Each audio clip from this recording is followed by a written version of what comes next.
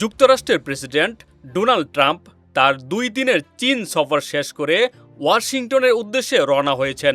চীনের president Xi Jinping এর ভূয়সী প্রশংসা করলেও এই সফর থেকে বড় কোনো কূটনৈতিক বা অর্থনৈতিক অর্জন নিয়ে ফিরতে পারেননি তিনি। 2017 সালের পর এটি ছিল কোনো মার্কিন প্রেসিডেন্টের প্রথম চীন সফর। আসন্ন মধ্যবর্তী নির্বাচনের আগে নিজের রাজনৈতিক অবস্থান ও জনসমর্থন শক্ত করার লক্ষ্যেই এই সফরকে গুরুত্বপূর্ণ হিসেবে দেখা হচ্ছিল। তবে প্রত্যাশার তুলনায় বাস্তব ফলাফল কমই মিলেছে বলে মনে করা হচ্ছে। সফর জুড়ে ছিল আড়ম্বর ও কূটনৈতিক জাঁকজমক। সামরিক কুচকাওয়াজ থেকে শুরু করে চীনা কমিউনিস্ট পার্টির সংরক্ষিত ঐতিহাসিক বাগান পরিদর্শন, সব মিলিয়ে আয়োজন ছিল চোখ ধাঁধানো। কিন্তু রুদ্ধদ্বার বৈঠকে চীনা প্রেসিডেন্ট শি জিনপিং স্পষ্টভাবে সতর্ক করেন যে তাইওয়ান ইস্যুতে কোনো ভুল পদক্ষেপ নিলে তা বড় ধরনের সংঘাতের দিকে নিয়ে যেতে পারে। এ বিষয়ে ট্রাম্প প্রকাশ্যে কোনো মন্তব্য করেননি এবং পুরো সফর জুড়েই তাকে তুলনামূলকভাবে সংযত অবস্থানে দেখা গেছে। বরং তার বক্তব্যে বারবার শি জিনপিংয়ের আতিথেয়তা ও মর্যাদার প্রশংসাই উঠে এসেছে।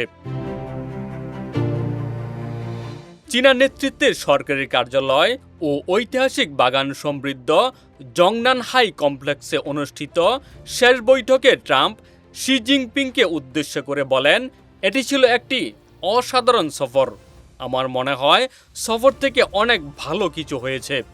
সফরের অন্যতম লক্ষ্য ছিল বাণিজ্যিক অগ্রগতি, বিশেষ করে বোয়িং বিমান বিক্রির মতো বড় চুক্তি নিশ্চিত করা।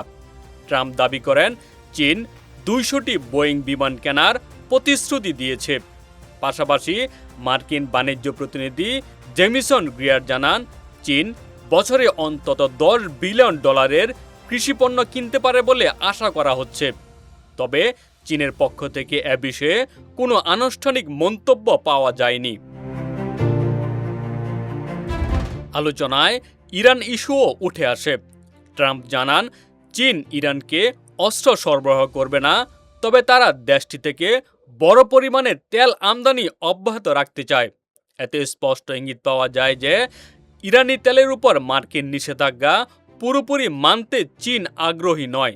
এর আগে 2025 সালের এপ্রিলে ট্রাম্পের শুল্ক আরোপের জবাবে চীন বিরল খনিজ রপ্তানির উপর নিয়ন্ত্রণ আরোপ করে, যা দুই দেশের সম্পর্ককে আরও জটিল করে তোলে। এই সফরেও সেই বিরল খনিজ ইস্যুর কোনো সমাধান হয়নি। বিদায়ের আগে ট্রাম্পকে জংনানহাই কমপ্লেক্স ঘুরিয়ে দেখান শি জিনপিং।